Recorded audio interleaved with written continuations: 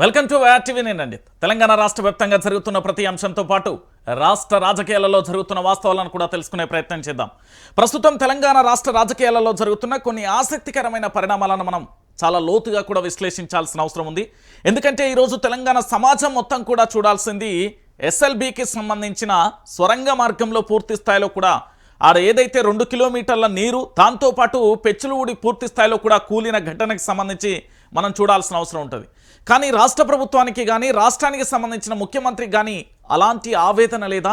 ఎందుకంటే తెలంగాణ రాష్ట్రానికి సంబంధించిన బిడ్డలు కాదు, వాళ్ళు పరాయి రాష్ట్రానికి సంబంధించిన బిడ్డలు అనే కోణంలో ఆలోచిస్తున్నారా? లేకపోతే ఒక ప్రమాదం జరిగినప్పటికీ అక్కడికి నేరుగా కూడా ముఖ్యమంత్రి వెళ్లాల్సిన సమయం సందర్భం రాలేదా, లేక వెళ్ళాలనే ఆలోచన లేదా? ఇది ప్రస్తుతం తెలంగాణ రాష్ట్ర రాజకీయాలలో చర్చనీయాంశంగా మారిన ఒక ఎపిసోడ్. ఎందుకంటే జార్ఖండ్ నుండి, యూపీ నుండి, ఇతర రాష్ట్రాల నుంచి వలసగా వచ్చిన ఇంజనీర్లు కావచ్చు, లేదా కార్మికులు కావచ్చు, లేబర్స్ కావచ్చు, వాళ్ళందరూ కూడా పనిచేస్తున్న తరుణంలో అకస్మాత్తుగా జరిగిన ఓ సంఘటనకు సంబంధించి ఇప్పటి వరకు కూడా అక్కడ ముఖ్యమంత్రి కాలు మోపలేదు అంటే అది దేనికి సంకేతం? కేవలం అక్కడ ఉత్తమ్ కుమార్ రెడ్డి మాత్రమే వేచి చూడాలా, లేకపోతే నల్గొండ జిల్లాకు సంబంధించిన మంత్రులందరూ ఎక్కడ ఉన్నారు అనే ప్రశ్న కూడా ఉత్పన్నమవుతుంది. ఓ పక్కన ఉత్తమ్ అక్కడ పూర్తి స్థాయిలో పర్యవేక్షిస్తున్న తరుణంలో మరో పక్కన కూడా మనం చూడొచ్చు కోమటిరెడ్డి వెంకటరెడ్డి కానీ లేదా ఇతర మంత్రులు ఎందుకు ఆసక్తిగా లేరు అనే అంశాన్ని ఇప్పుడు చర్చిద్దాం. ఎందుకంటే ఒకసారి తెలంగాణ రాష్ట్ర వ్యాప్తంగా ఇది చర్చనీయాంశంగా మారినప్పటికీ కూడా ఇప్పటికీ కూడా ఏది కార్మికుల ప్రాణాలపై ఆశలు అనేది సన్నగిల్లుతున్నాయి. ఎందుకంటే నిన్న పూర్తి స్థాయిలో మనం చూసాం అబ్దుల్కు సంబంధించి చెప్పిన అంశాన్ని కూడా ఎపిసోడ్ చాలా క్లారిటీగా కూడా తన వాదనను అయితే చెప్పాడు. తాను చెప్పినప్పుడు కూడా చాలా క్లియర్గా కూడా ఒక అంశాన్ని కూడా ఇక్కడ తెలంగాణ ప్రాంత ప్రజల ముందు ఉంచే ప్రయత్నం చేశాడు. ఏమని అంటే అల్లావుద్దీన్కి సంబంధించి అల్లావుద్దీన్కి సంబంధించి పూర్తి స్థాయిలో తాను చెప్పిన అంశం ఏంటి? అల్లావుద్దీన్ నిన్న ఒక కీలకమైన ప్రకటన కూడా చేసిండు. ఆయన నిమిషం లేట్ అయినా చనిపోయే వాళ్ళమని అల్లావుద్దీన్కు సంబంధించి చెప్పిండు. ఏమని? టన్నెల్లోకి అందరం పనులకు వెళ్ళినాం, నీళ్లు వస్తున్నాయి, నేను క్యాబిన్లో ఫోన్ పెడదామని వచ్చిన పెద్ద శబ్దం వచ్చింది, అందరూ భాగో అని అరుస్తున్నారు, నా ముందు ఇంకో అతను కింద పడ్డాడు, పైకి లేవడానికి కూడా రావట్లేదు, నేను అతని దగ్గరికి వెళ్ళి నా వద్ద ఉన్న వాటర్ బాటిల్ నుంచి నీళ్లు తాగించి చేతులు పట్టి పైకి లాగిన, పైపు ద్వారా బయటకు పంపిన, అందరం భయంతో పరుగులు తీస్తున్నాం, మా వెనుక నీళ్లు భారీగా వచ్చేస్తున్నాయి, 3 కిలోమీటర్లు ప్రాణాలు అరిచేతిలో పెట్టుకొని పరుగులు తీస్తున్నాం, చివరికి బ్రతికి బయటపడ్డాం, నిమిషం లేట్ అయినా కూడా మేమంతా చచ్చిపోయేటోళ్ళం. ఎవరు చెప్పిర్రు? అల్లావుద్దీన్కి సంబంధించి ప్రత్యక్ష సాక్షి నిన్న ఒక అంశాన్ని చెప్పిండు. ఈ అల్లావుద్దీన్ చెప్పిన దానికి ఈరోజు జరుగుతున్న ఎపిసోడ్కు సంబంధించి మీరు చాలా క్లారిటీగా చూడొచ్చు. ఇక్కడ కార్మికుల ప్రాణాలపై ఆశలు సన్నగిల్లుతున్నాయంటూ కూడా చెప్తున్న ఈ అంశాన్ని. అంటే అల్లావుద్దీన్ ఏం చెప్పిండు? 1 నిమిషం లేట్ అయినా కూడా మీ అందరం చనిపోయే వాళ్ళం, 1 నిమిషం లేట్ అయినా మేమందరం చనిపోయే వాళ్ళం.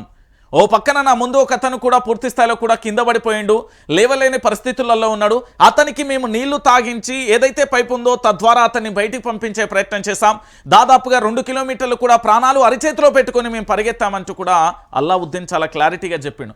మరి అల్లావుద్దీన్ చెప్పిన స్టేట్మెంట్కు ఈరోజు జరుగుతున్న దానికి ఒకసారి చూద్దాం.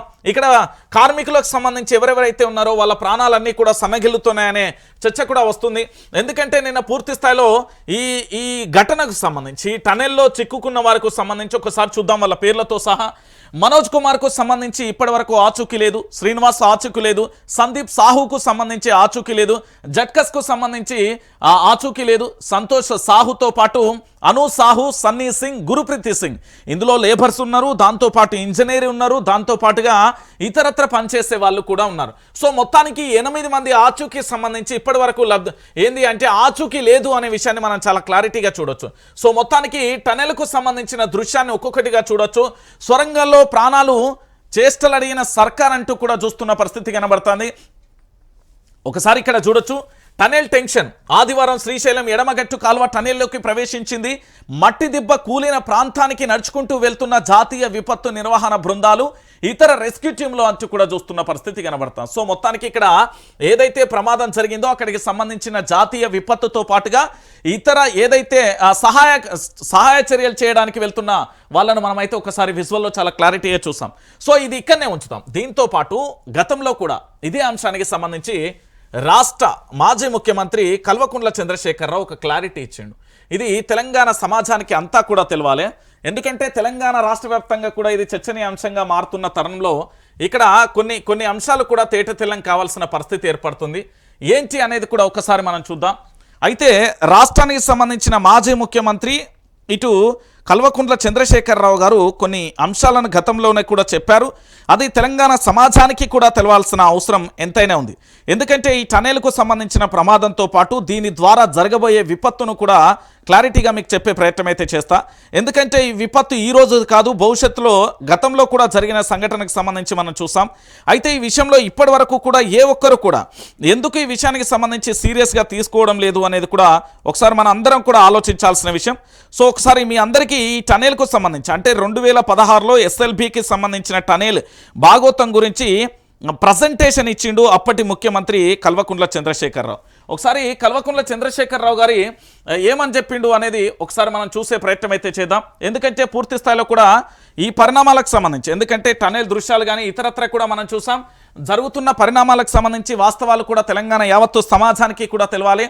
అయితే ఈ టనెల్ దృశ్యాలకు సంబంధించి ఎందుకు గతంలో ముఖ్యమంత్రి ఈ పనులను ప్రారంభించలే, 10 సంవత్సరాల పాటు ఎందుకు పక్కన పెట్టిలు, దాని ద్వారా శ్రీశైలం ప్రాజెక్టుకు జరగబోయే నష్టం ఏంటి, శ్రీశైలం ప్రాజెక్టుకి ఎలాంటి నష్టం జరుగుతుంది అనే అంశానికి సంబంధించి కూడా మనం చూడాల్సిన ఆవశ్యకత ఎంతైనా ఉంది. ఎందుకు నేను ఈ విషయాన్ని చెప్తున్నానంటే ఈరోజు ఈ టనెల్ దృశ్యాలు నేను చెప్పింది కాదు, లేకపోతే మరెవరో చెప్పింది కాదు, అక్షరాల కూడా రాష్ట్ర మాజీ ముఖ్యమంత్రి వర్యులకు సంబంధించి చెప్పిన అంశం ఒకసారి మీరందరూ కూడా వినాలి.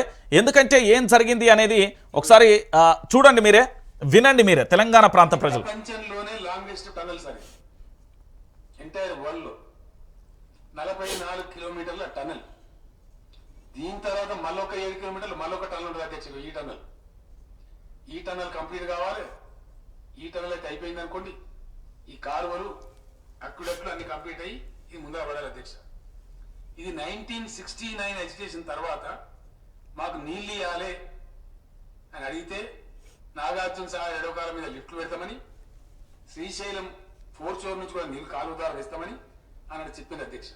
దాన్ని ఎవరు పట్టించుకోలేదు, అది మరుగునే పడిపోయింది. మళ్ళా తదనంతరం చర్చలు జరిగితే చర్చోపచర్చలు అధ్యక్ష. తెలంగాణ ప్రాజెక్టుల మీద చర్చలు జరుగుతాయి కానీ తెగులై ముందరికి రావు. ఎన్టీ రామారావు గారు ముఖ్యమంత్రి ఉన్నప్పుడు మళ్ళొక్కసారి పెడితే ఇది కాలువనా లిఫ్టా సొరంగమా, లిఫ్టా సొరంగమా అని చర్చ అధ్యక్ష. చర్చ పెడితే దీన్ని ఎక్కడ పెడతారు అధ్యక్ష? Again wildlife sanctuary. అదేంది tiger valley, Nagarjuna Sagar tiger valley project అంటారు అధ్యక్ష. ఈ టైగర్ వ్యాలీని పెట్టిన అధ్యక్ష ఇది ఇక్కడి నుంచి ఇక్కడికి 44 కిలోమీటర్లు. దీనిలో టన్నల్ బోర్ మిషన్ అని పెట్టిన అధ్యక్ష, టీబీఎం మిషన్. దాని పద్ధతి ఎట్లుంటుందంటే అది ముందరికి పోదు, వెనకకు రాదు. దీని సిస్టమ్ ఏంటంటే అధ్యక్ష, ఈ టీబీఎం ప్రపంచవ్యాప్తంగా ఎక్కడ చేసినా, ఎక్కడ టన్నల్ చేసినా ఏం చేస్తారంటే తవ్వుకుంటూ పోయి టన్నల్ 2 దిక్కుల నుంచి తవ్వుతారు అధ్యక్ష. ఇటువైపు నుంచి అటువైపు నుంచి తవ్వుకుంటా వచ్చి 2 కలిసి ఇక సొరంగం క్లియర్ అయిపోయిన తర్వాత ఆ మిషన్ మళ్ళీ పక్కకు దాన్ని దారి చేసుకుంటూ దానిలో పోతారు, దాన్ని వదిలేస్తారు అధ్యక్ష. రెడీ చేసి ఇస్తారు, మిషన్ తీయరు బయటికి. అట్లాంటి టీబీఎం మెకానిజం ఇది, ప్రపంచవ్యాప్తంగా ఇదే ఉంది. దానిలో ఆ టనల్ బోర్ మిషన్లు సొరగొట్టిన అధ్యక్ష. ఇక అవి ముందటికి పోవు, వెనుకకు రావు. ఆ పని కాదు.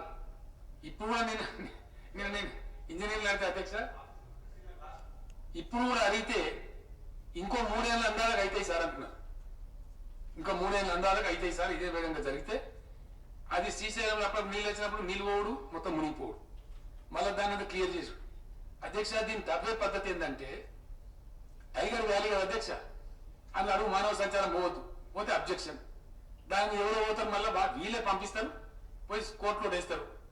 మన పర్యావరణ సంఘాలు వస్తాయి, ఇది పర్యావరణ వ్యతిరేకమని మళ్ళీ చేస్తారు.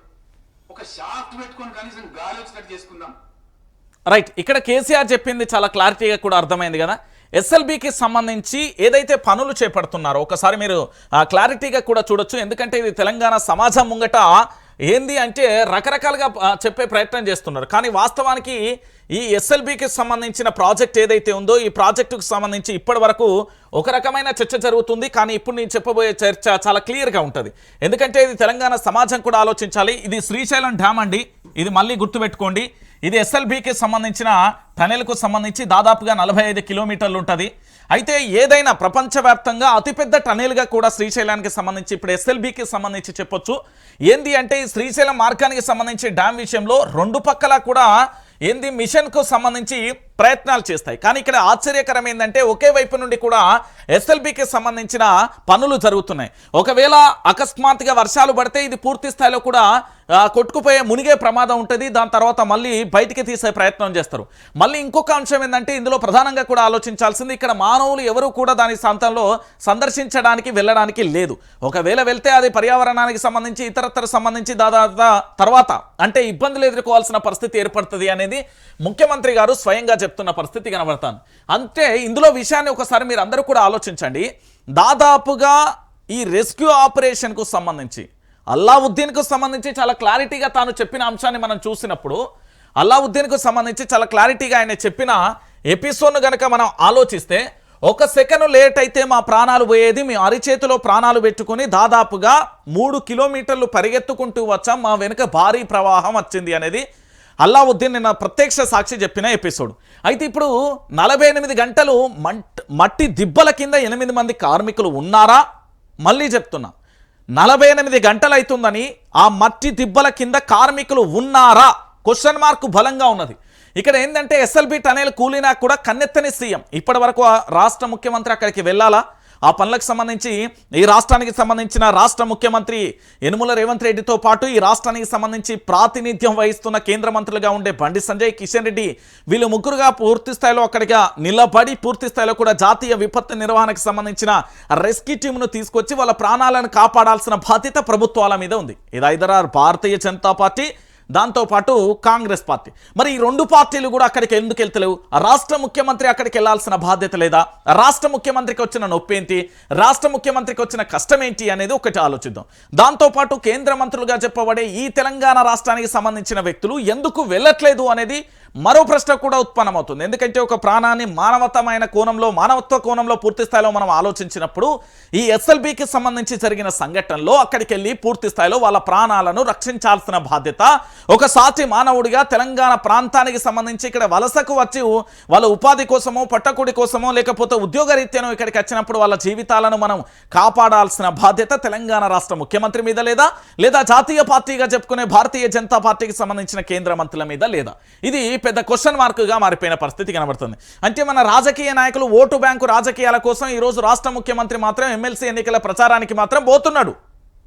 ఈరోజు ఒకే రోజు 3 జిల్లాల పర్యటన పోతున్నాడు. కానీ ఇక్కడ 8 మంది ప్రాణాలకు సంబంధించి ఇప్పటి వరకు పట్టించుకోలేదు. ఇక్కడ విషయం ఏంటంటే రంగంలోకి ఆర్మీ, తన్లాడుతున్న రెస్క్యూ టీంలు, ఘటనా స్థలానికి 50 మీటర్ల దూరం వరకే బృందాలు. ఇంత జరిగిన ప్రభుత్వం వైపు నుంచి కనిపించని వేగం, ప్రమాద తీవ్రతను తగ్గించి చూపించే సర్కారు పార్ట్లు, 2 మంత్రులు మినహా ఎవరి పర్యటనలో వాళ్ళు. ఆ జిల్లాలో మంత్రులకే బాధ్యతలు అప్పగించి తన టూర్లలో బిజీగా ఉన్న ముఖ్యమంత్రి రేవంత్ నేడు కాంగ్రెస్ ఎమ్మెల్సీ ఎన్నికల ప్రచారానికి సీఎం. నిజామాబాద్, మంచిర్యాల, కరీంనగర్లో పర్యటన. ప్రాణాలు పోతుంటే ఎన్నికల ప్రచారం ముఖ్యమా? ముఖ్యమంత్రి తీరుపై వెల్లువెత్తుతున్న విమర్శలు. ఒక్కసారి ఇది చూడాలి. ఎందుకు నేను ఈ విషయాన్ని చెప్తున్నా అంటే ఇలా ఒక క్లియర్ కట్గా మీకు ఒక అంశం దొరుకుతుంది. మీ అందరికీ కూడా ఇప్పటికీ కూడా అర్థం కాకపోతే నేనైతే ఏం చేయలేను. ఎందుకంటే ఇది క్లియర్ కట్గా మీరు ఆలోచించాలి. జిల్లాకు సంబంధించిన మంత్రులకే బాధ్యత అప్పగించాడు. ఇక్కడ జిల్లాకు సంబంధించిన మంత్రులు ఎవరు ఉన్నారు? ఉత్తమ్ కుమార్ రెడ్డి, కోమటిరెడ్డి వెంకటరెడ్డి. మీకు ఎక్కడైనా కోమటిరెడ్డి వెంకటరెడ్డికి సంబంధించిన ఆచూకీ కనిపించిందా? ఆ సంఘటనలో అక్కడికి వెళ్ళింది లేదు. మరి ఉత్తమ్ కుమార్ రెడ్డి అయితే ప్రాక్టికల్గా అక్కడ ఉన్నాడు. ఉత్తమ్ కుమార్ రెడ్డి ఏం చేస్తున్నాడు మనందరికీ తెలిసిన విషయం. పాపం ఆయన పర్యవేక్షిస్తున్నాడు. ఆయన మీద నిందలు వేయడానికి లేదు, లేదా అతను పనిచేస్తలేడని తిట్టడానికి లేదు, ఆయన పనిచేస్తున్నాడని పొగడడానికి లేదు, 3 లేదు. ఎందుకంటే ఆయన ఏ బాధ్యత చేయాలో నిర్వర్తించే ప్రయత్నంలో భాగంగా తన పనిలో తాను ఉన్నాడు. కానీ ఇక్కడ విచిత్రం ఏంటంటే మీరు అందరూ ఆలోచించండి. ఈ జిల్లాకు సంబంధించిన మంత్రులకే బాధ్యత అప్పగించిండు. 8 మంది ప్రాణాలు ఉన్నాయి. అందులో ఈ 8 మంది ప్రాణాలను కాపాడాల్సిన బాధ్యత రాష్ట్ర ముఖ్యమంత్రికి లేదా అండి? ఒకటి. రెండోది ఏంది? ఎమ్మెల్సీ ఎన్నికలకు సంబంధించి ఇప్పుడు ఎన్నికలకు ఎవరో ఒకరైతే గెలుస్తారు కదా, గ్రాడ్యుయేట్లకు సంబంధించి ఎవరో ఒకరికైతే పట్టం కడతారు కదా, ఖచ్చితంగా వాళ్ళకు ఓటేసి గెలిపిస్తారు కదా. మరి అలాంటప్పుడు ఇక్కడ కాంగ్రెస్ ఎమ్మెల్సీ ఎన్నికల ప్రచారానికి నిజామాబాద్కు పోయే సమయం ఉంటుంది, మంచిర్యాల పోయే సమయం ఉంటుంది, కరీంనగర్కు పోయే సమయం ఉంటుంది. కానీ తెలంగాణలో ఎస్ఎల్బికి సంబంధించి అక్కడ ప్రాణాలు పోతుంటే మాత్రం పట్టించుకునే ప్రయత్నం మాత్రం లేదు. సో మొత్తానికి ఇక్కడ ముఖ్యమంత్రి తీరుపై విమర్శలు అయితే వెల్లువెత్తుతున్నాయి కదా. తెలంగాణ రాష్ట్ర వ్యాప్తంగా నెటిజన్లతో పాటు తెలంగాణ ప్రాంత ప్రజలందరూ కూడా తిట్టిపోస్తున్నారు. ఎందుకు తిట్టిపోస్తున్నారు అంటే అక్కడ రాష్ట్ర ముఖ్యమంత్రి వస్తే బాగుండు, పనులను చకచకా చేయాల్సిన బాధ్యత ఉంటుంది. ఇక దీంతో పాటు మన అద్దెకు తెచ్చుకున్న ఇద్దరు కేంద్ర మంత్రులు కూడా ఉంటారు. అంటే కేంద్రానికి సంబంధించిన కిషన్ రెడ్డి ఉన్ను బండి సంజయ్. మరి వీళ్ళు కూడా రావాల్సిన బాధ్యత ఉండదా? తెలంగాణలో ప్రమాదం చోటు చేసుకున్నప్పుడు ఈ భారతదేశానికి సంబంధించిన ప్రధాని నరేంద్ర మోడీ గారు తెలంగాణ రాష్ట్ర ముఖ్యమంత్రి యనుమల రేవంత్ రెడ్డి గారికి ఫోన్ చేసినప్పుడు యనుమల రేవంత్ రెడ్డి గారు హుటాహుటిన ఆ సంఘటనా స్థలానికి చేరి వారితో పాటుగా నాకు సహకారం కావాలంటూ కేంద్రానికి సంబంధించిన బండి సంజయ్తో పాటు కిషన్ రెడ్డిని కూడా అక్కడ తోలుకొని వచ్చి ఆ 8 మంది ప్రాణాలను కాపాడాల్సిన బాధ్యత ఈ రాష్ట్ర ప్రభుత్వం మీద లేదా? ఒక్కటి ఆలోచించండి. ఇక ఇది ఇంతటితోనే అయిపోయిందంటే కానమొచ్చుట. ఎందుకు నేను ఈ విషయాన్ని చెప్తున్నా అంటే ఇందులో చాలా క్లియర్ కట్గా ఇంకొకటి ఆలోచించాల్సిన అవసరం కూడా ఉంది. ఏంది అంటే తెలంగాణ ప్రాంత బిడ్డలు కూడా ఆలోచించుర్రి. ఇక్కడ మేడిగడ్డ కుంగింది, ఒకటే పిల్లర్ కూలిపోతే జరిగిన పరిణామాలలో పూర్తి స్థాయిలో కూడా చూస్తున్నాం. మేడిగడ్డ కుంగింది ఒకటే పిల్లర్, ఆ ప్రమాదంలో ఒక్క ప్రాణము పోలే. కానీ కాంగ్రెస్ పై ఇచ్చిన గగ్గోలు అంతా ఇంత కాదు. రిపేర్ చేస్తానని నిర్మాణ సంస్థ చెప్తున్నా పెడచెవిన పెట్టారు. కుంగిన పిల్లర్ను చూపించి మొత్తం కాళేశ్వరాన్నే నిందించారు. ఒక్క పిల్లర్ కుంగితే గాయి చేసిన కాంగ్రెస్ ఇప్పుడు ప్రభుత్వంలో ఉన్నది. సుంకిచాల రీటైనింగ్ వాల్ కూలితే బయటకు రాకుండా తొక్కిపెట్టే ప్రయత్నం చేశారు. అసెంబ్లీ సమావేశాలు జరుగుతున్నప్పుడు సుంకిచాల ప్రమాదం జరిగితే కనీసం దాన్ని బయటికి రాకుండా, బయట చెప్పకుండా ఎన్ని రోజులంటే దాదాపుగా 15 రోజుల పాటు దాన్ని తొక్కిపెట్టే ప్రయత్నం చేసిరు. నెంబర్ 1. ఇంకొకటి ఏంటంటే మేడిగడ్డకు సంబంధించి చాలా పిల్లర్లు ఉన్నాయి, 100 పిల్లర్లు ఉన్నాయి. ఆ పిల్లర్లో ఒక్క పిల్లర్ కుంగినందుకే ఏదో అయిపోయినట్టు బట్టగాల్సి మీదేసే ప్రయత్నం చేసిరు. నెంబర్ 2. నెంబర్ 3 ఏంటంటే ఇక్కడ శ్రీశైలం ఎడమగట్టు కాలువ టనేల్ కూలి 8 మంది కార్మికులు లోపల చిక్కుకుపోయినా కూడా అక్కడ కనీసం పట్టనట్టు వ్యవహరిస్తున్నారండి. ప్రమాదాన్ని తక్కువ చేసి చూపడానికి పాటలు పడుతున్న ప్రభుత్వం సహాయక చర్యలలో మాత్రం ప్రేక్షక పాత్ర పరిమితమైంది. ఇంత జరిగినా సీఎం రేవంత్ రెడ్డి తన పర్యటనలో ఆపలేదు, ఎన్నికల ప్రచారాన్ని ఆపలేదు, ప్రమాద స్థలికి వెళ్లే ప్రయత్నము కూడా చేయలేదు అంటూ కూడా చేస్తున్న పరిస్థితి కనబడుతుంది. అంటే ఒకసారి ఆలోచించండి, ఈ శ్రీశైలం ప్రాజెక్టుకు సంబంధించి ఎడమగట్టు కాలువ టనేల్ ఏదైతే ఉందో ఇంత ప్రమాదం జరిగినప్పటికీ కూడా రాష్ట్ర ముఖ్యమంత్రి కానీ తెలంగాణ రాష్ట్రానికి సంబంధించిన కేంద్ర మంత్రులు కానీ అక్కడికి వెళ్ళిన దాఖలా లేదు. ఈ తెలంగాణ రాష్ట్ర వ్యాప్తంగా 8 మంది ఎంపీలు ఉన్నారు, 8 మంది కాంగ్రెస్కు సంబంధించి 8 మంది భారతీయ జనతా పార్టీకి ఉన్నారు. కానీ కనీసం ఒక అడుగు తీసి అడుగు వేయలేని పరిస్థితులలో ఉన్న పరిస్థితి కనబడుతుంది. ఇక కేంద్ర మంత్రులు ఇద్దరు ఉన్న పేరుకే 2 మంత్రులు ఉన్న పరిస్థితి కనబడుతుంది. ఇక దాంతోపాటు మంత్రులకు సంబంధించి పెద్దగా వాళ్ళని పట్టించుకోవాల్సిన అవసరం లేని పరిస్థితి కనబడుతుంది. ఒకసారి ఇక్కడ చూడండి, శ్రీశైలం ఎడమగట్టు కాలువ టనేల్ కుప్పగూలింది. అందులో 8 మంది ఉద్యోగులు కార్మికులు చిక్కుకుపోయారు. అసలు వారు ప్రాణాలతో ఉన్నారో లేరోనని కూడా ఎలాగైనా క్షేమంగా తిరిగి తీసుకురావాలని రాష్ట్ర ప్రజలంతా 2 రోజులుగా ఉత్కంఠగా ఎదురు చూస్తుంటే సీఎం రేవంత్ రెడ్డి మాత్రం అటువైపు కన్నెత్తి కూడా చూడలేదు. నిన్న యాదగిరిగుట్ట పోయిండు మా అన్న, యాదగిరిగుట్ట పోయి ఇక మొక్కులు మొక్కుతాండు. తెలంగాణ రాష్ట్రానికి సంబంధించిన ముఖ్యమంత్రిగా నేనే ఉండాలి, 2028 వరకు నేనే ఉండాలి, 2028 తర్వాత కూడా నేనే ఉండాలి. బాంచన్ లక్ష్మీనరసింహస్వామి ఎట్లనైనా నన్నే ఉండని అంటే లక్ష్మీనరసింహస్వామి మనసులో అనుకుంటుండట. ఏమని అనుకుంటుండట అంటే, బిడ్డ నువ్వు నా మీద వచ్చేసినావు, రుణమాఫీ చేయలే అంటే నా పానం పోయిన నా మీదకే తీసుకొచ్చి మళ్ళీ ఇవాళ నువ్వే ముఖ్యమంత్రి ఉండాలంటున్నావా, ఇదెక్కడి పంచాయతీ అని లోపల గులుక్కున్నాడట. దాని తర్వాత ఇంకొక విచిత్రం ఏంటంటే ఈ లక్ష్మీనరసింహస్వామి దగ్గరికి వెళ్ళిన కాంగ్రెస్కు సంబంధించిన వాళ్ళందరూ కూడా ఒక్కసారి మీరు ఆలోచించండి. చాలా విచిత్రం, ఇది చాలా బాధేసింది నాకు నిజంగా చెప్తున్నా కదా. ఒక హిందువుగా దాంతోపాటుగా తెలంగాణ రాష్ట్రానికి సంబంధించిన ఒక వ్యక్తిగా ఇక్కడి పౌరుడిగా నా మనోభావాలు దెబ్బతిన్నాయి. మరి నా మనోభావాలు దెబ్బతిన్నప్పుడు ఖచ్చితంగా కూడా వీళ్ళందరి మీద ఎఫ్ఐఆర్లు ఎవరు నమోదు చేయాలి కదా. ఖచ్చితంగా ఇప్పుడు మళ్ళీ మనం ఎక్కడికి పోవాలి, సైబర్ క్రైమ్కు పోతాం. మనం పోయి ఏం చేయాలి, కంప్లైంట్ చేస్తాం. కంప్లైంట్ బరాబర్ చేయాలి. ఎందుకు చేయకూడదు? మా హిందూ బాంధవులంతా ఏడున్నారు. మరి ఇలా మా హిందూ బాంధవులంతా కూడా కనబడాలి.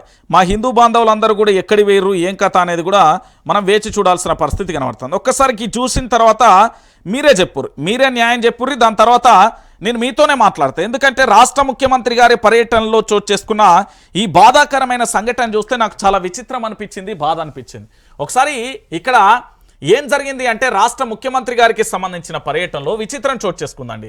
ఇక ఒకసారి చూస్తున్నారు కదా, ఏంది రేవంత్ రెడ్డి గారు అంటే రాష్ట్ర ముఖ్యమంత్రి గారి వెంట వెళ్ళిన నాయకులు, కాంగ్రెస్ నాయకులు యాదగిరిగుట్ట ఆలయంలో స్వర్ణ విమాన గోపురం స్వర్ణాభిషేక కార్యక్రమంలో పాల్గొన్న రేవంత్ రెడ్డితో వచ్చిన పలువురు కాంగ్రెస్ నేతలు ఆలయంలోకి చెప్పులు వేసుకొని వచ్చిళ్ళు. ఇక చూపుడు ఇక హిందువులంతా ఏడున్నారో మరి మా బండి సంజయ్ అన్నా కిషన్ రెడ్డి అన్న, ఓ బండి సంజయ్ జీ వినబడుతుందా? ఇగో చెప్పులు వేసుకొని వచ్చిళ్ళు. హిందూ బాంధవులు సనాతన ధర్మం తెలంగాణలో పూర్తి స్థాయిలో గుళ్ళను రక్షిస్తాం, లేకపోతే ఇక్కడ వాళ్ళని రక్షిస్తామని చెప్పే సనాతన ధర్మాన్ని పాటిస్తున్న నీ హిందూ బాంధవునని రెచ్చగొట్టే ఉపన్యాసాలు కాదు. ఇప్పుడు వీళ్ళ తాట తీస్తారా లేదా? ఇక చూడుర్రి మీరే, చెప్పులు వేసుకొని గుళ్ళకచ్చిర్రండి వీళ్ళు. ఇవి చెప్పులు. మీరేమనుకుంటున్నారు? భారతీయ జనతా పార్టీకి మాత్రమే బాధ్యత ఉంటుందా అంటే అందరికీ ఉంటుంది, కానీ వాళ్ళు కాస్త ఎక్కువ బాధ్యత తీసుకుంటారు కదా, ప్రతి విషయంలో చాలా ఎక్కువగా ఓవర్గా రియాక్ట్ అవుతారు. కాబట్టి మరి ఈ విషయంలో ఎందుకు గగ్గోలు చేస్తలేరో నాకు అర్థమైంది. ఇప్పటికి కూడా యాదగిరి గుట్టకెళ్ళి పసుపు నీళ్ళతో అడుగుడా, లేకపోతే దాన్ని శుభ్రం చేసుడా కూడా ఇప్పటి వరకు మామూలు చేయలే. మామూలు ప్రెస్ మీట్ల వరకే పరిమితం అవుతారండి. వాళ్ళ అవసర రాజకీయ లబ్ధి కోసం మాత్రమే చేస్తారు. ఈరోజు యాదగిరి గుట్ట అపవిత్రమైంది అనే దానికి నిలువెత్తు నిదర్శనం అండి. ఎంతమంది మనోభావాలు తీసిన వీళ్ళను మనం ఏం చేద్దాం చెప్పుర్రి? వీళ్ళని ఏం చేద్దాం? మన మనోభావాలను దెబ్బతీసిన వీళ్ళని ఏం చేద్దాం? మరి వీళ్ళ మీద ఎఫ్ఐఆర్లు ఏమైనా నమోదు చేద్దామా? వీళ్ళ మీద ఏం చేద్దాం అనేది కూడా ఒకసారి ఆలోచించాలి. తెలంగాణ రాష్ట్ర వ్యాప్తంగా ఉన్న వాళ్ళందరూ కూడా దయచేసి ఆలోచించాల్సిన విషయం ఏంటంటే, ఇక చూడుర్రి, చెప్పులు వేసుకొని ఇక్కడికి రావడంతో పాటు గుళ్ళకు మెట్లు కూడా ఎక్కుతున్నారు. ఇక చూడుర్రి, ఇవన్నీ చెప్పులండి. మళ్ళీ మీరు చెప్పులు వేసుకురాలే, మీరు క్రియేట్ చేసిలు అనడానికి కాదు, ఇవి వాస్తవాలు. ఇగో చెప్పులు వేసుకొని గుళ్ళోకి వెళ్తున్న తరుణం ఇది, ఓకేనా? ఇక దీంతో పాటుగా ఇంకొకటి కూడా చూడుర్రి, ఇగో చెప్పులు వేసుకొని తిరుగుతున్న గుడి ప్రాంగణంలో మనం వెళ్తే మాత్రం పంచ లేకున్నా, లేకపోతే ఇతరత్ర గుళ్ళల్లో చూడుర్రి, చాలా విచిత్రం అని బాధ అనిపిస్తుంది. సామాన్యుడికి ఒక న్యాయం, బలిచినోడికి ఒక న్యాయమా, బలు పచ్చినోడా వీడు అనేది కూడా ఆలోచించాలి. ఈ చెప్పులు వేసుకొని లక్ష్మీ నరసింహస్వామి గుడిలోకి ఎట్లా వెళ్తారు? లక్ష్మీ నరసింహస్వామి గుడిలోకి ఏ విధంగా వెళ్తారు వీళ్ళు? వీళ్ళ మీద చర్యలు తీసుకోవాలి. ఖచ్చితంగా వీళ్ళ మీద చర్యలు తీసుకుంటారా అంటే తీసుకోరు. ఎందుకు తీసుకోరు అంటే భయం. ఎందుకంటే ఇగో చూడు, ఈయన ఇంకా నమస్తే పెడతాడు ఫోటోలోకి, ఇట్లా నమస్తే పెడతాడు. ఈయన చేసిందే లంగ పనిరా అంటే చెప్పులు వేసుకొని పోయి గుళ్ళలకు మనోభావాలను దెబ్బతీసిండంటే మళ్ళా ఈయన చెప్పే ముచ్చట ఇగో ఇట్లుంటుంది. నేనేమంటున్నానంటే, రాష్ట్ర ముఖ్యమంత్రి గారి చేత నిన్న వెళ్ళిన వాళ్ళండి వీళ్ళంతా. నిన్న రాష్ట్ర ముఖ్యమంత్రి గారు యనుమల రేవంత్ రెడ్డి గారి ఆధ్వర్యంలో వీళ్ళంతా యాదగిరి గుట్ట సందర్శనకి వెళ్ళిలు. పాపం ముఖ్యమంత్రి ఏమో తన పీఠాన్ని కాపాడుకోవడానికి ఆపసోపాలు పడుతున్న తరుణంలో వీళ్ళందరూ కూడా చెప్పులు వేసుకొని పోయి హిందువులు, తెలంగాణ రాష్ట్ర వ్యాప్తంగా హిందువుల మనోభావాలను దెబ్బతీయడంతో పాటు ఇక్కడ పూర్తి స్థాయిలో మమ్మల్ని ఏంది అంటే అబాస్పాలు చేసే ప్రయత్నం చేసిలు. మరి ఈ రాష్ట్రానికి సంబంధించిన డీజీపీ, రాష్ట్రానికి సంబంధించిన సైబర్ క్రైమ్, ఈ రాష్ట్రానికి సంబంధించిన వ్యవస్థ ఏం చేస్తుంది అనేది కూడా దీని మీద నేను వేచి చూస్తా. దీని మీద ఏమైనా ఎఫ్ఐఆర్లు నమోదు చేస్తారా? రంజిత్ వార్తలు చదువుతూనే మనోభావాలు దెబ్బతింటాయి అని ఎఫ్ఐఆర్లు పెట్టే వాళ్ళంతా వాళ్ళంతా ఎక్కడ ఉన్నారో ఇక్కడికి వచ్చి కేసులు పెట్టాలి, ఖచ్చితంగా పెట్టాలి. ఒక హిందువుగా నా మనోభావాలు దెబ్బతిన్నాయి అని ఎవరెవరైతే అంటారో వాళ్ళందరూ హిందువులు అయితే ఎవరెవరైతే ఉంటారో నా మీద ఎఫ్ఐఆర్లు ఇప్పుడు రారీగా మరి. అసలు అక్కడ అంత దారుణంగా కూడా యాదగిరి గుట్టకు సంబంధించి పూర్తి స్థాయిలో అంత జరుగుతూ ఉంటే కూడా ఇక్కడ ఇంకో విచిత్రం ఏంటంటే, పోలీసులకు సంబంధించి మీకు ఒక ఫోటో చూపెడతా. ఇక్కడ పోలీస్ ఆఫీసర్ ఉంటాడు కాడ. ఏంది అంటే ఆయన పోలీస్ ఆఫీసర్కు సంబంధించి ఉంటాడు. ఇగో ఈయన పోలీస్ ఆఫీసర్, ఈయన కాళ్ళకు చెప్పులున్నాయండి లేవు. డ్యూటీలో ఉన్న ఆఫీసర్ ఈయన విధులు నిర్వర్తిస్తున్నాడు. ఈయన ఎంత పద్ధతిగా ఉన్నాడు? మరి వీళ్ళకేం రోగం ఇచ్చిందని నాకు అర్థం కాదు. ఏం అధికారులు వీళ్ళు ఏమన్నా నాయకులు ఏంది? కాంగ్రెస్ నేతలు ఏంది? చెప్పులు వేసుకొని తిరుగుడేంది? వీళ్ళని ఎట్లా అలో చేస్తున్నారు అనేది కూడా ఆలోచించాలి. వీళ్ళు ఎట్లా అలో చేస్తారు అనేది కూడా ఆలోచించాలి. తెలంగాణ రాష్ట్ర వ్యాప్తంగా కూడా వీళ్ళు ఎట్లా అలో చేస్తారు అనేది కూడా ఒకసారి మనం ఆలోచిద్దాం. ఎందుకు అంటే తెలంగాణ ప్రాంత ప్రజలందరూ కూడా ఆలోచించాలి. ఇక నిన్న టనెల్లో జరిగిన పంచాయతీ మనం చూస్తున్నాం కదా, మొత్తానికి కార్మికులు 8 మంది చిక్కుకున్నారు. ఇక ఆ విషయాన్ని అక్కడ పెడితే మా ముఖ్యమంత్రి గారు మొత్తానికి లక్ష్మీనరసింహ దగ్గర పోయి, స్వామిని బాంచనీకి దండం పెడతాను కాలు మొక్తా, ఇక తప్పైంది, నీ మీద ఒట్టేసినా ఇక వాపసు తీసుకుంటున్నా, ఏదేమైతేనేమి రుణమాఫీ చేయలేకపోయినా క్షమించు అన్నాడు. మరి ఏమన్నాడో తెలియదు, కానీ మొత్తానికి నా పీఠాన్ని అయితే కాపాడు అని చెప్పిండట యనుమల రేవంత్ రెడ్డి. సో ఫైనల్గా జరిగిన పంచాయతీ ఏంటంటే ఇక్కడ 2 రోజులుగా అంటే తెలంగాణ రాష్ట్రానికి సంబంధించి ఎస్ఎల్బీలో ప్రమాదం జరిగింది. అక్కడ 8 మంది చిక్కుకున్నారు. వాళ్ళని ఏ విధంగా రక్షించాలనే కోణాన్ని మర్చిపోయి ఈరోజు ఎమ్మెల్సీ ఎన్నికల కోసం ప్రచారానికి ముఖ్యమంత్రి పోతాడు. దాంతోపాటు మా బండి సంజయ్ మా కిషన్ రెడ్డి ప్రెస్ మీట్లకు మాత్రం పరిమితం అవుతారు తప్ప మరి ఏ విషయాన్ని అయితే చెప్పని పరిస్థితి కనబడుతుంది. అంటే ఒకసారి మీరు ఆలోచించాలి, కాంగ్రెస్ ప్రభుత్వం అత్యంత ప్రతిష్టాత్మకంగా చేపట్టిన ఈ ప్రాజెక్టు కూలి 8 మంది ప్రాణాపాయ స్థితిలో ఉన్నా అదేమీ పట్టనట్టు ఆయన పనులలో ఆయన బిజీగా ఉన్నారనే విమర్శలు వెల్లువెత్తుతున్నాయి. కేవలం 2 మంత్రులకు బాధ్యత అప్పగించి చేతులు దులుపుకున్నారని తూతూ మంత్రపు ప్రకటనలు, సమీక్షలు మాత్రమే చేస్తున్నారు అంటూ కూడా చెప్పిన పరిస్థితి కనబడుతుంది. అంటే ఇక్కడ ఒకసారి మీరు అందరూ కూడా ఆలోచించాలి. రెస్క్యూ ఆపరేషన్కు బ్రేక్ అయింది. ఎందుకు? ఉన్నత స్థాయి సమావేశంలో నిర్ణయం సర్కార్ నిర్లక్ష్యమే కుప్పముంచింది, ప్రమాదమేనని తెలిసి పనులు పురమాయింపారు. టెనెల్ ఘటనపై వెలుగులోకి విస్తుపోయే నిజాలు. ఏంది రెస్క్యూ ఆపరేషన్? ఆల్రెడీ ఇది ప్రమాదం జరుగుతుందిరా నాయన అని రాష్ట్రానికి సంబంధించిన మాజీ ముఖ్యమంత్రి యనుమల రేవంత్ రెడ్డి చెప్పినప్పటికీ కూడా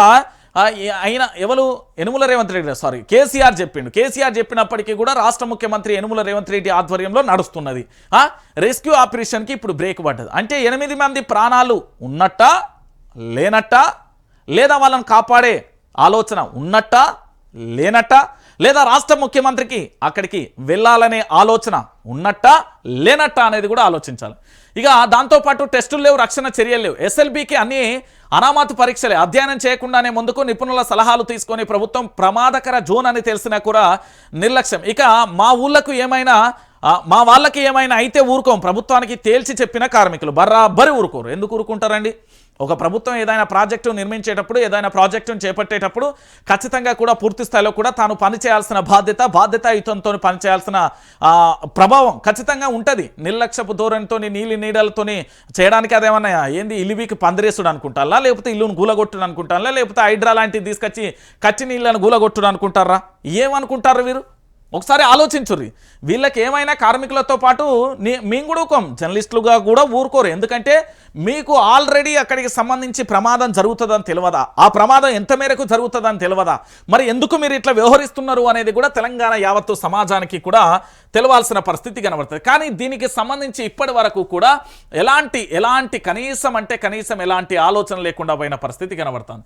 ఇక్కడ చూడుర్రి, క్షణక్షణం ఉత్కంఠ భరితంగా మారిపోయింది. ఇక్కడ పూర్తి స్థాయిలో అందరి చూపు కూడా తెలంగాణ రాష్ట్రానికి సంబంధించిన నెటిజన్ల అందరి చూపు కూడా ఎస్ఎల్బి టనెల్ వైపే. ఇంకా బయటికి రాని ఆ 8 మంది నిరంతరాయంగా సహాయక చర్యలు రంగంలోకి తిరిగిన ఆర్మీ, నేవీ 6-7 గంటలు సొరంగంలోనే మంత్రులు ఉత్తమ్ జూపల్లి, లోపల భయంకరంగా ఉందన్న మంత్రి జూపల్లి, ఆశాజనకంగా పరిస్థితులు లేవు, మరికొన్ని గంటల సమయం పడుతుంది, లోపల నుంచి ఎలాంటి శబ్దాలు రాలేదు, కాపాడుకునేందుకు సాయశక్తులా పనిచేస్తున్నామన్న మంత్రి. సీఎం రేవంత్ పర్యవేక్షణపై రాహుల్ గాంధీ ప్రశంసలు కురిపించట. ఏం ప్రశంసలయ్యా? మా ముఖ్యమంత్రి అక్కడ ఉన్నాడా? 2 రోజులుగా నిరంతరాయంగా army, navy, NDRF, SDRF Singareni బృందాలు పనిచేస్తున్నాయి. టనెల్లో భారీగా బురద ఉండడం, శిథిలాలు ఉండడంతో పాటు రెస్క్యూ టీం అతి కష్టం మీద ముందుకు సాగుతున్నది. స్వరంగంలో 3 మీటర్ల మేర బురద పేరుకుపోయి ఉన్నదని అధికారులు చెప్తున్నారు. ఓ పక్కన నీళ్లు, మరో పక్కన బురద సహాయక చర్యలకు ఆటంకం కలిగిస్తున్న టనెల్లో చిక్కుకున్న 8 మందిని కాపాడడానికి సహాయక బృందాలు తీవ్రంగా ప్రయత్నిస్తున్నాయి. రాష్ట్ర మంత్రులు ఉత్తమ్ జూపల్లి, కృష్ణారావు గంటల తరబడి పరిస్థితులను పర్యవేక్షిస్తున్న ప్రమాద తీవ్రతను అంచనా వేస్తూ తగిన సూచనలు చేస్తున్నారు. వీలైనంత త్వరగా లోపల ఉన్నవారిని కాపాడుకునేందుకు తగిన చర్యలు తీసుకుంటామని కూడా తెలిపారు. నేడు లోపలి పరిస్థితిపై పూర్తి స్థాయిలో కూడా స్పష్టత వచ్చే అవకాశం ఉంది.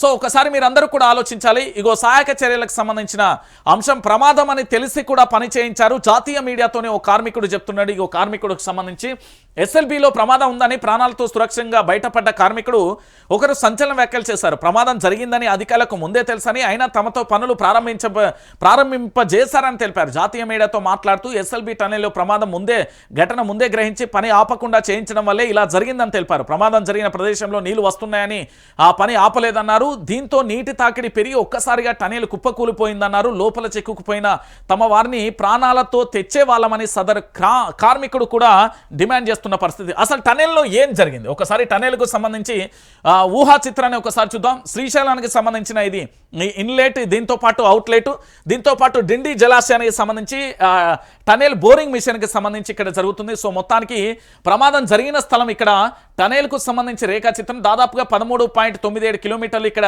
పూర్తయిపోయింది. ఇంకా 20.4 కిలోమీటర్ల పూర్తి అవుట్లెట్కు సంబంధించి జరిగిన ప్రమాదానికి సంబంధించి చూస్తున్నాం. సో ఇక్కడ ఏంది అంటే పూర్తి స్థాయిలో కూడా ఈ రిజర్వాయర్కు సంబంధించి పూర్తి స్థాయిలో వీళ్ళు చేస్తున్న ఏదైతే 40 కిలోమీటర్లకు సంబంధించి ఉందో ఈ టనెల్ ప్రమాదకరమని అప్పటి ముఖ్యమంత్రి కేసీఆర్ గారు ముందే హెచ్చరించిండు. అయినా కూడా మన ముఖ్యమంత్రి యనుమల రేవంత్ రెడ్డి ఇంటడా, నేను మోనార్కును, నా మాట నేనే అయినను అనే కాడికి అయిపోయింది. ఇప్పుడు ఏమైపోయింది? 8 మంది కార్మికులకు సంబంధించి వాళ్ళ జీవితాలు ఎలా ఉన్నాయని వాళ్ళ ఆందోళన వ్యక్తం చేయాల్సిన పరిస్థితి ఏర్పడుతుంది. ఈరోజు తెలంగాణ రాష్ట్ర వ్యాప్తంగా కూడా ఇంత దారుణంగా పచ్చ నిజం అండి ఇది. తెలంగాణ ప్రాంత ప్రజలందరూ కూడా ఆలోచించాల్సిన విషయం ఏంటంటే 8 మంది ప్రాణాలతో ఉన్నట్టా లేనట్ట. ఎందుకంటే 2 కిలోమీటర్ల మేర బురద ఉన్నది, దాంతోపాటు 3 కిలోమీటర్ల మేర నీళ్లున్నాయి, దాంతోపాటు ఈ టనెల్కు సంబంధించి ఇటుపక్కన అటుపక్కన పనులు ప్రారంభించాల్సింది. కానీ మిషన్ ఒకే వేలో వెళ్తున్న తరుణం, దాంతోపాటుగా నీళ్లు వస్తున్న తరుణానికి ఆల్రెడీ అధికారులు ముందే గ్రహించిల్లు. ఎందుకంటే టనెల్కు సంబంధించి నీళ్లు వస్తున్న ప్రవాహంలో పైన ఏదైతే ఆ రౌండ్గా అంటే టనెల్కు సంబంధించి మనం ఏదైతే ఈ స్వరంగ మార్గాన్ని చేస్తున్నారో దానికి సంబంధించి ఆల్రెడీ పైన పెచ్చులు ఊడిపోతున్న పరిస్థితి. అది ఎప్పటికైనా కూడా శాశ్వతంగా కూడా ఇబ్బందికరమైన పరిస్థితి అని తెలిసినప్పటికీ కూడా దీన్ని ప్రారంభించారు అనే పంచాయతీ మొదలైంది. సో ఫైనల్గా 8 మంది ప్రాణాలను ఈ ప్రభుత్వం పొట్టన పెట్టుకోబోతుందా, లేకపోతే 8 మంది ప్రాణాలను రక్షిస్తుందా అనేది కూడా మనం వేచి చూడాలి. మొత్తానికి తెలంగాణ రాష్ట్ర ముఖ్యమంత్రి యనుమల రేవంత్ రెడ్డి అక్కడికి వెళ్తాడా, తెలంగాణ రాష్ట్రానికి సంబంధించిన ఇక్కడ ప్రాతినిధ్యం వహించే ఎంపీలు, కేంద్ర మంత్రులుగా చెప్పబడే బండి సంజయ్, కిషన్ రెడ్డి అక్కడికి వెళ్తారా, వీళ్ళందరూ కూడా ప్రజల పక్షాన నిల్చుంటారా లేదా అనేది కూడా మనం వేచి చూడాల్సిన పరిస్థితి కనబడుతుంది. ఇక దీంతో పాటుగా మరొక అంశాన్ని కూడా మనం అందరం కూడా చూడొచ్చు. ఇక మొత్తానికి తెలంగాణ రాష్ట్రంలో ఒక విచిత్రమైన అంశాన్ని కూడా మనం చూసాం. అది మీ అందరికీ కూడా తెలిసిన విషయమే.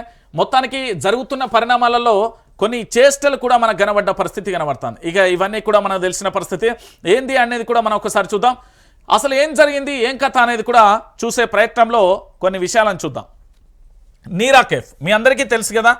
ఆదివారం నెక్లెస్ రోడ్లోని నీరా కేఫ్ను సందర్శించి ప్రభుత్వ చర్యను నిరసిస్తూ మాజీ మంత్రి శ్రీనివాస్ గౌడ సంఘ నేతలు అంటూ కూడా చూడొచ్చు. నీరా కేఫ్ను తరలిస్తే నిప్పుల గుండమే, అది మా గౌడన్నల ఆత్మగౌరవ పతాక, దాన్ని టచ్ చేస్తే రాష్ట్ర ప్రభుత్వాన్ని రాష్ట్ర వ్యాప్తంగా కూడా ఆందోళన చేస్తాం, వారంలోనే నిర్ణయం వాపస్ తీసుకోవాలి, లేదంటే అసెంబ్లీ సెక్రటరియట్ను ముట్టడిస్తాం. మాజీ మంత్రి శ్రీనివాస్ గౌడ్ తరలించే ఆలోచన లేదు, ఎక్సైజ్ మంత్రి కార్యాలయం ప్రకటన అంటూ కూడా చెప్పిన పరిస్థితి కనబడుతుంది. నేనేం చెప్పిన అంటే బరాబర్ చెప్పిన, గౌడన్నలకు సంబంధించిన ఆత్మగౌరవంతో పెట్టుకుంటే భగభగమండే నిప్పు కొనివిలో మషి అయిపోతారు. ఎందుకంటే అది తెలంగాణ యావత్ రాష్ట్ర వ్యాప్తంగా ఉన్న గౌడన్నలకు సంబంధించిన ఆత్మగౌరవంగా చెప్పుకునే నీరా కేఫ్. అది ఆ నీరా కేఫ్ను తరలించడానికి లేకపోతే ఇంకేదో చేస్తామంటే తెలంగాణ రాష్ట్ర వ్యాప్తంగా ఉన్న గౌడన్నలు ఏం ఖాళీగా లేరండి. వాళ్ళు కేవలం ఏంది ప్రకృతి నుండి ప్రసాదించే ఆయుర్వేదికంగా చెప్పబడే నీరా కానీ కళ్ళు కానీ ఇతరత్ర కానీ వాళ్ళు కేవలం ఇక్కడ అనేక మంది ప్రజలకు అందిస్తారేమో కానీ అదే కత్తులను ఆ చెట్ల మీద పెట్టేదాన్ని తీసుకొచ్చి ఇక్కడ ధర్నాలకు రాస్తారోకలు చేస్తే కథ వేరే ఉంటుంది అనేది వాళ్ళు నిన్న ఏది శ్రీనివాస్ గౌడ్ ఆధ్వర్యంలో వాళ్ళు హెచ్చరించారు. అగ్నిగుండం కాదు, నిప్పుల గుండం కాదు, ఇంకో గుండం అయిపోతుంది, దాన్ని రాష్ట్ర ప్రభుత్వం కూడా తట్టుకోలేదు అంటూ కూడా వారు చెప్పిన పరిస్థితి కనబడుతుంది. అంటే ఎందుకు నేను ఈ విషయాన్ని చెప్తున్నానంటే ఏ కులానికి సంబంధించి, ఏ మతానికి సంబంధించి, ఏ వర్గానికి సంబంధించి కూడా మనం వాళ్ళను వ్యతిరేకించొద్దు, అలానే వాళ్ళను విభేదాలు కూడా సృష్టించొద్దు. కానీ తెలంగాణలో ఏంటంటే చాలా బాధాకరమైన విషయం. ఎందుకు బాధాకరమైన విషయం అంటే కొన్ని కులాల మధ్య, కొన్ని వర్గాల మధ్య, కొన్ని మతాల మధ్య చిచ్చులు పెట్టే ప్రయత్నం అయితే ఇక్కడ భారీగా జరుగుతున్నది. సో ఫైనల్గా మాత్రం ఈ వైఆర్టీవీ ఎఫెక్ట్ అనుకోవచ్చు. ఎందుకంటే నిన్న పూర్తి స్థాయిలో ఈ తెలంగాణ రాష్ట్ర వ్యాప్తంగా మనం కథనాన్ని ప్రచురించిన తర్వాత మాత్రమే అధికారులలో వణుకొచ్చింది అని చెప్పడానికి కూడా ఎలాంటి డౌటు లేదు. దానికి సంబంధించి కూడా మనం చూస్తాం. ఇక దానితో పాటుగా తెలంగాణలో మీరేమనుకుంటున్నారు, తెలంగాణ రాష్ట్ర వ్యాప్తంగా కూడా మన జరుగుతున్న పరిణామాలను మనం చూస్తున్నాం. ఏంటి తెలంగాణ రాష్ట్ర రాజకీయాలలో ఇప్పటి వరకు కొన్ని జరిగిన పరిణామాలు చూడొచ్చు. ఏంటది, ఈ తెలంగాణలో గతంలో ముఖ్యమంత్రి కేసీఆర్ ఆధ్వర్యంలో ప్రభుత్వం నడుస్తుందంటే మద్యం మీద నడుస్తుంది, 30,000 కోట్ల ఆదాయం వస్తుంది అని చెప్పినాం. మరి ఇప్పటి ప్రభుత్వం ఎవరి ఆధ్వర్యంలో నడుస్తుంది, యనుమల రేవంత్ రెడ్డి ఆధ్వర్యంలో నడుస్తుంది, ఇది మద్యం మీదనే నడుస్తుంది. కాదంటే ఇక్కడ వాటా పెరిగింది. అప్పుడు 30,000 కోట్లు ఉండే, ఇది కాస్త 45,000 కోట్లకు మారిపోయింది. అంటే దాదాపుగా 15,000 కోట్ల రూపాయలకు పెరిగింది అన్నమాట. అంటే ఇది చూసిల్లు కదా. ఇందులో విచిత్రం ఏంటంటే ఈసారి తెలంగాణ రాష్ట్రానికి కొత్త బ్రాండ్లు వచ్చేసినాయి. మళ్ళీ ఏది అప్పుడు బూమ్ బూమ్ చుక్ చుక్ చక్ చక్ అని ఏదైతే కొత్త పేర్లు మీరు విన్నారో, ఇప్పుడు మద్యానికి సంబంధించి మళ్ళీ తెలంగాణలో కొత్త బ్రాండ్లను ప్రవేశపెట్టే అవకాశం ఉంది. అయితే ఇదే అంశానికి సంబంధించి నేను ఒక కథనాన్ని కూడా రాసిన. ఈ లిక్కర్ బ్రాండ్లకు సంబంధించి జరుగుతున్న ఎపిసోడ్లలో మీ అందరికీ కూడా చెప్పే ప్రయత్నంలో భాగంగా నేను కొన్ని అంశాలను కూడా మీ అందరి ముందు ఉంచే ప్రయత్నం చేసిన. ఏంటి అంటే గతంలోకి సంబంధించి రాష్ట్ర ముఖ్యమంత్రి గారికి సంబంధించి కార్యంలో లిక్కర్ స్కామ్ జరిగింది అనే ఒక ఎపిసోడ్ను నేను తెర మీదకి తీసుకొచ్చిన. ఆ తెర మీదకి తీసుకొచ్చిన తర్వాత తర్వాత అది ఎక్కడ జరుగుతుంది ఏంది అనేది భయభ్రాంతులకు గురైంది. ప్రభుత్వం ఒక్కసారిగా చెల్లించింది. దాని మీద సీఎంఓ కానూను మొదలు పెడితే అందరూ కూడా చర్యలకు పాల్పడ్డ పరిస్థితి కనబడుతుంది. నిజంగా తెలంగాణ సీఎంఓలో లిక్కర్ స్కామ్ జరిగింది అంటే 100% జరిగింది. ఆ ఇద్దరు వ్యక్తులకు సంబంధించి కూడా ఇలా పేర్లు కూడా నేను రిలీజ్ చేస్తా, వాళ్ళు ఎవరు ఏంటి అనేది కూడా చూద్దాం. ఒకసారి చూడొచ్చు, ఇక్కడ నేను ఒక కథనాన్ని రాసుకొచ్చిన, ఒకసారి మీరు అందరూ కూడా చూడండి. ముఖ్యమంత్రి కార్యాలయంలో లిక్కర్ మాఫియా, ముఖ్యమంత్రి కార్యాలయంలో లిక్కర్ మాఫియా. ఒకసారి ఇదంతా చూడండి, ఏంటి అంటే ఏం జరిగింది అనేది కూడా ఒకసారి చూద్దాం.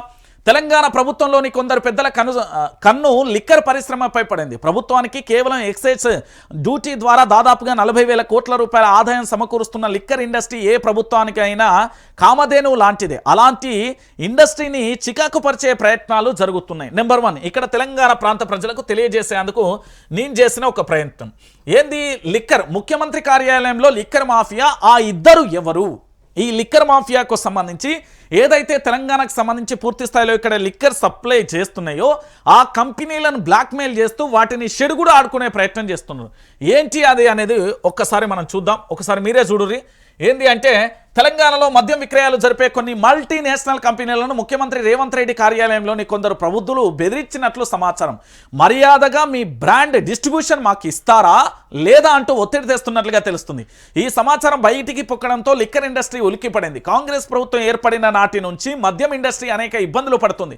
ప్రభుత్వం ఏర్పడిన నాటి నుంచి బకాయిల చెల్లింపు విషయంలో తీవ్ర జాప్యం జరుగుతుంది. ఇప్పటికీ 6 నెలల బకాయిలు ఇవ్వకుండా ఆ కంపెనీలు ముప్పు తిప్పలు పెడుతున్నాయి. ఈ నేపథ్యంలో బకాయిలు చెల్లించి అంటే ఏకంగా మీ కంపెనీ డిస్ట్రిబ్యూషన్ మాకు ఇవ్వండి అంటూ సీఎం కార్యాలయంలో ముఖ్య పాత్ర పోషిస్తున్న ఆ ఇద్దరు వ్యక్తులు బేరమాడుతున్నారట. దాంతో ఏం చేయాలో తెలియక మల్టీనేషనల్ కంపెనీలు తలలు పట్టుకుంటున్నాయి. బకాయిలు కావాలంటే డిస్ట్రిబ్యూషన్ మాపరం చేయాల్సిందే అంటూ ఆ ఇద్దరు పట్టుబడుతున్నారట. దక్షిణ భారతదేశంలోనే తెలంగాణలో మద్యం విక్రయాలలో టాప్లో ఉంది. ఇది సాక్షాత్తు రాజ్యసభలో కేంద్ర ఆరోగ్య సహాయక మంత్రి స్వయంగా ప్రకటించారు. హైదరాబాద్ ఒక అంతర్జాతీయ టూరిస్టు హబ్గా ఎదుగుతున్న నేపథ్యంలో రాను రాను మద్యం డిమాండ్ పెరుగుతుందని అంచనా వేస్తారు. ఇక 2024 నాటికి 2620 మద్యం దుకాణాలతో పాటు 1200 బార్లు, క్లబ్లు ఉన్నాయి. ఈ ఫైనాన్షియల్ ఇయర్లో మద్యం అమ్మకాల ద్వారా వ్యాట్, ఎక్సైజ్ డ్యూటీ రూపంలో 36,000 కోట్ల రూపాయల ఆదాయం వస్తుందని ప్రభుత్వం అంచనా. ఇక బీర్ల ధరలు ఇటీవలే పెంచిన నేపథ్యంలో మరో 2,000 కోట్ల రూపాయలు కూడా అదనంగా రాష్ట్ర ప్రభుత్వానికి రానుంది. అయితే ఈ విషయానికి సంబంధించి ఈ ఇద్దరు పెద్ద మనసులో తెలిసిందట. ఆ ఇద్దరు పెద్ద మనసులు ఎవరు? ఇంతటి ఆదాయ వనరు లిక్కర్ ఇండస్ట్రీని ప్రభుత్వంలోని కొందరు ముప్పు తిప్పలు పెడుతున్నారు. ఇప్పటికే చాలా బ్రాండ్స్ పెద్ద ఎత్తున కూడా బకాయిలు పేరుకుపోవడంతో తీవ్ర సంక్షోభంలోకి వెళ్ళిపోతున్నాయి. ఇటీవల కొన్ని బ్రాండ్స్ తాము ఇలా అయితే తెలంగాణలో ఆపరేట్ చేయమని బెదిరించడం దాకా కూడా వెళ్ళాయట. ఏపీలో అప్పటి జగన్ ప్రభుత్వంలో జరిగినట్లే తెలంగాణలో కూడా జరుగుతున్నాయని లిక్కర్ ఇండస్ట్రీలోని కొందరు ఆందోళన వ్యక్తం చేస్తున్నారు. అయినా ఇలా సాక్షాత్తు ముఖ్యమంత్రి కార్యాలయంలో కొందరు ఇలాంటి పనులు తెగించడం విస్మయానికి గురి చేస్తుంది. అంతర్జాతీయంగా ఆ తెలంగాణ బ్రాండ్ పరువును తీసే ప్రయత్నం చేస్తున్న ఇలాంటి వాళ్ళ విషయంలో ముఖ్యమంత్రి రేవంత్ రెడ్డి కఠినంగా వ్యవహరించాలని లిక్కర్ ఇండస్ట్రీ అయితే కోరుకున్నదండి. సో మొత్తానికి ఈ లిక్కర్ మాఫియా తెలంగాణ రాష్ట్రానికి సంబంధించి కార్యక్రమంలో జరిగింది కదా. సరే ఒకసారి ఆ ఇద్దరికి సంబంధించి కూడా చూద్దాం. వాళ్ళు ఎవరు, వాళ్ళ కథ ఏంది అనేది ఒకసారి మనకు చూడాల్సిన పరిస్థితి కూడా ఏర్పడుతుంది. ఎందుకంటే పూర్తి స్థాయిలో కూడా తెలంగాణ రాష్ట్ర వ్యాప్తంగా కూడా ఇప్పటి వరకు జరిగిన ఈ పరిణామాలలో అనేక అంశాలు కూడా ఉన్నాయి. ఎందుకంటే ఆ ఇద్దరికి సంబంధించిన వ్యక్తులు ఎవరైతే ఉన్నారో వాళ్ళ యొక్క మొదటి అక్షరానికి సంబంధించి నేను రివీల్ చేస్తున్నా. ఎందుకంటే ఒకరు ముస్లిం సామాజిక వర్గానికి సంబంధించిన వ్యక్తి, ఆ ముస్లిం సామాజిక వర్గానికి సంబంధించిన వ్యక్తి ఆయన పేరులో ఎఫ్ అనే అక్షరం మొదట్లో ప్రారంభమవుతుంది. దాంతోపాటుగా ఇంకొక పేరుకు సంబంధించి ఆర్ అనే అక్షరంతో మొదలవుతుంది. ఆయన హిందూ సామాజిక వర్గానికి సంబంధించిన వ్యక్తి. సో ఈ ఎఫ్, ఆర్ ఈ 2 అక్షరాలు కలిగిన వ్యక్తులు తెలంగాణ రాష్ట్రానికి సంబంధించిన సీఎంఓలో బెదిరింపులకు లిక్కర్ ఇండస్ట్రీని భారీగా కూడా బ్లాక్మెయిల్ చేస్తున్నారంటే ఈ డిస్ట్రిబ్యూషన్కు సంబంధించి మల్టీనేషనల్ కంపెనీలకు సంబంధించి వీళ్ళు ముఖ్యమంత్రి సీఎంఓ కార్యాలయంలో బెదిరిస్తున్నట్టుగా నాకు విశ్వసనీయ సమాచారం కాదు, పక్కా ఆధారాలతో సహా సమాచారం ఉంది. ఈ ఇద్దరు ముఖ్యమంత్రి కార్యాలయంలో మామూలుగా చేయట్లేదట. ఈ ముఖ్యమంత్రి కార్యాలయానికి సంబంధించి పూర్తి స్థాయిలో కూడా జరుగుతున్న పరిణామాలకు సంబంధించి మీకు చెప్పే ప్రయత్నం చేసిన. అయితే ఇక్కడ మీరు చదివిన ఈ ఎపిసోడ్ అంతా అర్థమైంది కదా. ఈ లిక్కర్ మాఫియా దేనికోసం అయితే వీళ్ళకు ఆ డిస్ట్రిబ్యూషన్ ఇవ్వనందుకు ఈరోజు తెలంగాణలో కొత్త లిక్కర్ బ్రాండ్స్ వచ్చినాయి. సింపుల్గా చెప్తున్నా, ఆ డిస్ట్రిబ్యూషన్ ఇవ్వనందుకు ఈ కొత్త బ్రాండ్స్ వచ్చినాయి. ఇవి ఎట్లా వచ్చినాయి అంటే రాష్ట్రానికి కొత్త లిక్కర్ బ్రాండ్స్. ఇక TGBCL తాజా ప్రకటన క్వాలిటీ సర్టిఫికేట్ కంపల్సరీ. గతంలో అనుమతి ఇచ్చిన వెనక్కి తీసుకున్న సర్కార్ నాణ్యతపై వెల్లువెత్తుతున్న విమర్శలు చేసేది లేక వెనకడుగు వేసిన ప్రభుత్వం. ఇక త్వరలో కొత్త లిక్కర్ బ్రాండ్స్ రాష్ట్రానికి రానున్నాయి. గతంలో ఎదురైన అనుభవాల నేపథ్యంలో ఇప్పుడు ఆచితూచి అడుగులు వేస్తుంది. దీనిపై ఇప్పటికే కసరత్తు మొదలుపెట్టిన బేవరేజ్ కార్పొరేషన్ అనుమతుల నిబంధనలు కూడా సిద్ధం చేసింది. ఎక్కడ వ్యతిరేకత వ్యక్తమవుతుండగా తగు జాగ్రత్తలు తీసుకుంటుంది. క్వాలిటీ సర్టిఫికేట్తో పాటు ఎలాంటి ఆరోపణలు లేవన్న సర్టిఫికేట్ ఉంటేనే అనుమతులు అంటూ కూడా నిబంధనలు పెట్టిన పరిస్థితి కనబడుతుంది. సో మొత్తానికి అతి త్వరలో కూడా తెలంగాణలో కొత్త రకం మద్యం కూడా వస్తుంది.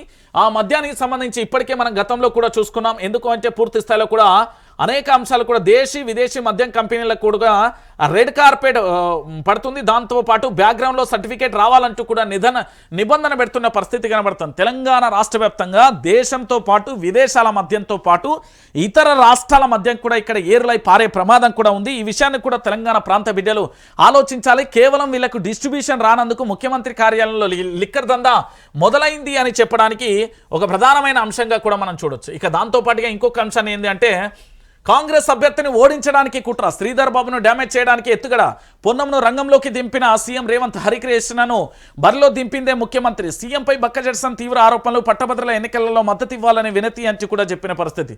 ఈ పట్టభద్రుల ఎన్నికలలో బీఆర్ఎస్ పార్టీ బరిలో లేదు కాబట్టి బరిగీసినట్టుగా లేదు. ఇప్పుడు అంతా సల్లసల్లగా సప్పసప్పగా ఉన్నది. అదే బీఆర్ఎస్ పార్టీ బరిలో ఉంటే ఆ తడాక ఏందో ఆ ఊపి ఏందో తెలుసు. అయితే ఎమ్మెల్సీ ఎన్నికలలో పోటీ చేస్తున్న బక్కజెడ్సన్కు మీ సంపూర్ణమైన మద్దతు తెలియజేయండి. ఎందుకంటే ఆయన ఆ గత ప్రభుత్వాన్ని పోరాటం చేసిండు, ఇప్పటి ప్రభుత్వం మీద పోరాటం చేస్తుండు. ఆయన పోరాటం మీద ఉన్నాడు కాబట్టి ప్రజలకు ఎంతో కొంత మంచి చేస్తాడు. ఆ నమ్మకం అయితే నాకుంది. మీకు ఆ నమ్మకం ఉంటే ఖచ్చితంగా కూడా అంటే ఆయనకు పూర్తి స్థాయిలో కూడా మద్దతు ఇవ్వండి. ఇక దాంతోపాటు గాంధీ భవన్ మెట్లెక్కితేనే బోనస్ పైసలా, ఈ నెల 21న బోనస్ కోసం వృద్ధ రైతు ధర్నా, 22న బోనస్ డబ్బులు వేసిన ప్రభుత్వం. అంటే రాష్ట్రంలో ఇంకా చాలా మంది పెండింగ్లో బోనస్ ధర్నా చేస్తేనే బోనస్ ఇస్తారా అంటూ కూడా చర్చ మొదలైంది. సో మొత్తానికి ఏమైందంటే ఈ పెద్ద ఆయన కనబడుతున్నాడు కదా, ఈ పెద్ద ఆయనే ఎక్కడ అనుకుంటారు, ఈయన నల్గొండ జిల్లాకు సంబంధించిన వ్యక్తి. నల్గొండ జిల్లాకు సంబంధించి ఆడ శాలి గౌరారం అనే మండలానికి సంబంధించి అక్కడ అంబారిపేటకు సంబంధించిన ఈ పెద్ద ఆయన పేరు తోట యాదగిరి. ఈ తోట యాదగిరి ఏంది అంటే నాకు బోనస్ పైసలు పడలే అని తీసుకుపోయి గాంధీ భవన్ మెట్ల ముంగట కూకున్నాడు. కూకుంటే ప్రభుత్వానికి ముచ్చెమటలు పడినాయి. 24 గంటలు గడవ ముందుకే అకౌంట్లో వేసిన పరిస్థితి. మీకు కూడా రాకపోతే గాంధీ భవన్ దగ్గరికి పోయి కూకుంటే సెట్ అవుతుంది అనేది ఈ పెద్ద ఆయన ఇచ్చిన సందేశం. ఇక దాంతోపాటు మా బండి సంజయ్ అన్న ఒక ప్రెస్ మీట్ పెట్టిండు. నిన్న పెట్టి వరి పండించొద్దు నీళ్లుంటేనే వండియాలని కోదండరెడ్డి అనే ఒక వ్యక్తి చెప్పిండని చెప్పలే. ఆయన ఏంది రాష్ట్ర వ్యవసాయానికి సంబంధించి ఏదో కార్పొరేషన్ చైర్మన్ ఏందో మరి ఆయన ఎందుకు ఇచ్చిర్రో ఏం కథో నాకైతే అర్థమవుతలేదు. గంజాయి పంట పండించాలా, వరి వద్దంటే ఏం పంట వేయాలి, ప్రభుత్వం దగ్గర ప్రణాళికలున్నాయా, వరి వద్దంటే కాంగ్రెస్ పార్టీనే వద్దు, కృష్ణా నీటిని ఏపీకి తరలించి దక్షిణ తెలంగాణ కాళేశ్వరంను నాశనం చేసి ఉత్తర తెలంగాణ ఎడారి చేసింది, 15% కమిషన్ ఇస్తేనే రియంబర్స్మెంట్, వరంగల్లో కేంద్ర మంత్రి బండి సంజయ్ గాడ టనెల్ ఎస్ఎల్బీకి సంబంధించి గాడిపోయి పరామర్శ లేదు, ఆడిపోయి ఎట్లా తీయాలనే బయటికి లేదు, ఏది లేదు. ఈడ ఊకొని అంతా ఊపదంపుడు ఉపన్యాసాలు తప్ప ఇంకేం లేదు. నేనేమంటున్నానంటే తెలంగాణ ప్రాంత ప్రజలకు చెప్తున్నా, వైఆర్టీవీ తెలుగు న్యూస్ ఛానల్ పూర్తి స్థాయిలో ప్రజల కోసం పూర్తి స్థాయిలో ప్రశ్నిస్తున్నాం. గత ప్రభుత్వాన్ని ప్రశ్నించినాం, ఇప్పటి ప్రభుత్వాన్ని ప్రశ్నిస్తాం, రేపటి ప్రభుత్వాన్ని కూడా ప్రశ్నిస్తాం. ఎవరికి భయపడేది లేదు. ఇది పూర్తి స్థాయిలో జర్నలిజం మీద ఉన్న ఇష్టం, ప్రజల పట్ల ఉన్న ఏంది అంటే ప్రజల పట్ల మనకున్న వాళ్ళ యొక్క నమ్మకం, పూర్తిగా ప్రజలకు సంబంధించి వాళ్ళ ఆకాంక్షలు నెరవేర్చేందుకు, వాళ్ళ భవిష్యత్తును మనం మార్చేందుకు పూర్తి స్థాయిలో ప్రభుత్వాలు సక్రమంగా పనిచేయడం కోసం మన ప్రయాణం కొనసాగుతుంది. సో వైఆర్టీవీని పూర్తి స్థాయిలో ప్రతి ఒక్కరూ సబ్స్క్రైబ్ చేసుకోండి, లైక్ చేయండి, షేర్ చేయండి.